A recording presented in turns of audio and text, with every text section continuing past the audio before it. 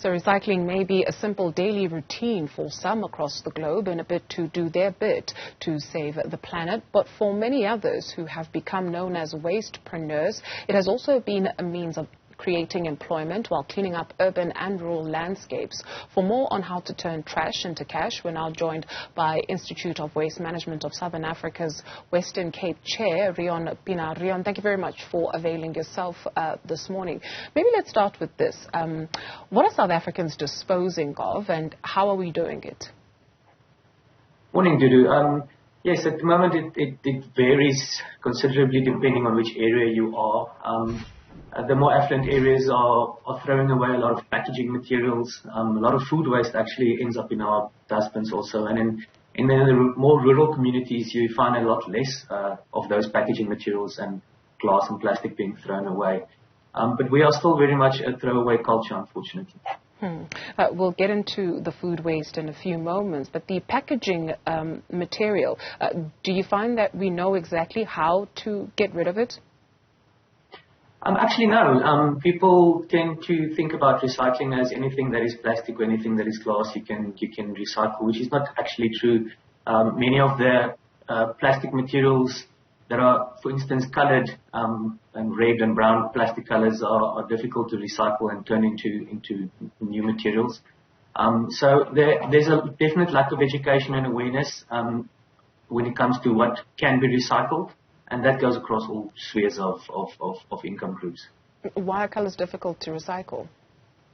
If you take the PET, for instance, or the HDPE in the bottle caps or in the bottles, and they shred them up into fibers, which then gets melted and used. And just if there's a coloration in it, it's easier to use the clear bottles, for instance, or the green ones if in that process. So it's not unrecyclable. It's just where there's more of the clear bottles, it's easier to do so.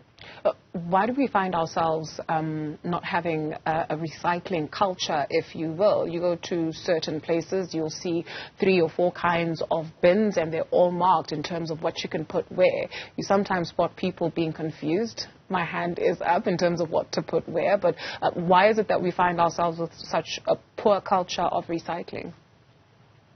It's a difficult question. I think it's just because we've never been really educated otherwise, and there's nothing happens to you or to your pocket if you throw your recycling in the dustbin and take it to landfill. So people don't feel it. It's easy to read in the newspapers that you are doing the right thing and saving the planet, but still, I think if people can feel it in their pockets or actually see what's happening to the waste, that will make a big difference. So again, it comes back to the education side of things. Sure. We were speaking to the Department of Environment, Forestry and Fisheries about the impact or the contribution of waste management to the country's economy. So in terms of turning plastic into money, for somebody that is interested, not just even somebody that is interested, how do we create a proper industry out of it in South Africa? You'll have to start with dealing with education. And if you want to start a recycling business, the Institute of Waste Management is a very good place to start. We do a lot of awareness events, and we do a lot of training events where we teach people the fundamentals of waste management, and we can put them in contact with recycling companies where they can, learn how to do these type of things. We have to bring it into our schools to teach our children the importance of recycling so that they can be aware of it, and they can teach their parents again how to do these kind of things. There are many small recycling establishments and companies that try and work together to make a difference, and I think just getting in contact with your nearest one is probably a good way to start, or go to the institute, talk to the institute. Is it possible to turn waste into energy?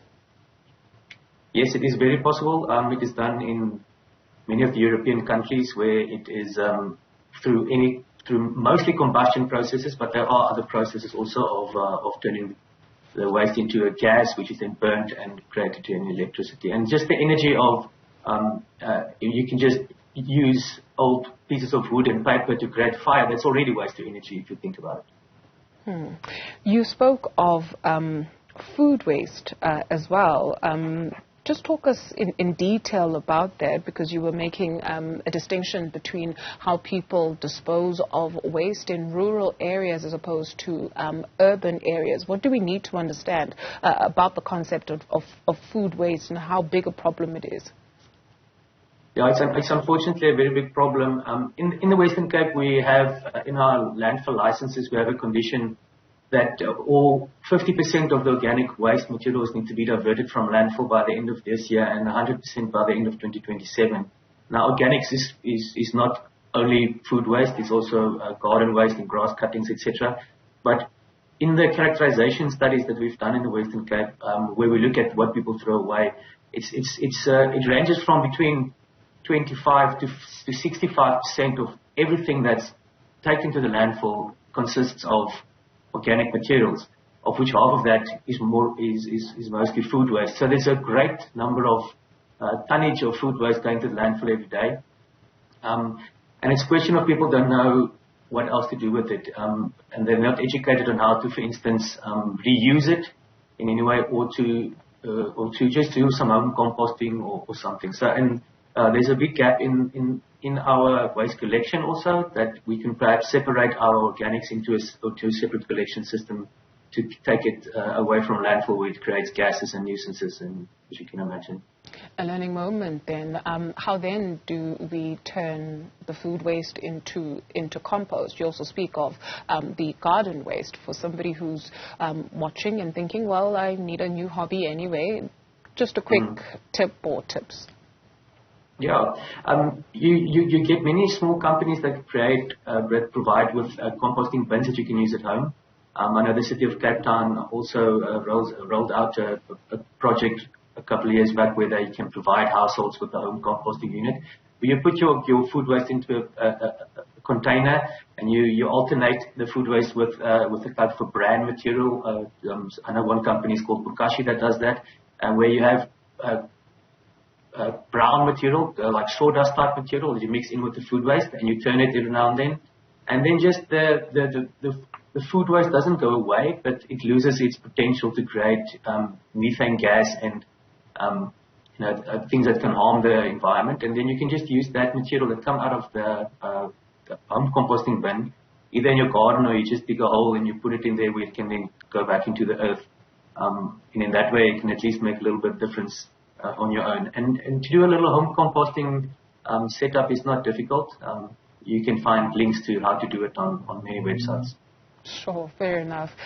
Maybe let's just end off with, like you said, if you don't know or you don't appreciate the impact that it has on your life, perhaps you may think that this is far from you, right? So when we speak of not managing our waste properly, where does it end up? If I open a tap and I drink a glass of water, potentially what could happen in a few years' time if we don't take urgency where this is concerned? Exactly. South Africa is a water-scarce country.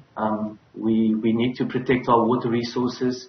Unfortunately, historically, we've not done that very well when it comes to landfilling of waste, where most of the small towns still have a dump site outside of town where waste is disposed and not treated properly, and inevitably that ends up in our water sources, in our rivers and in our groundwater.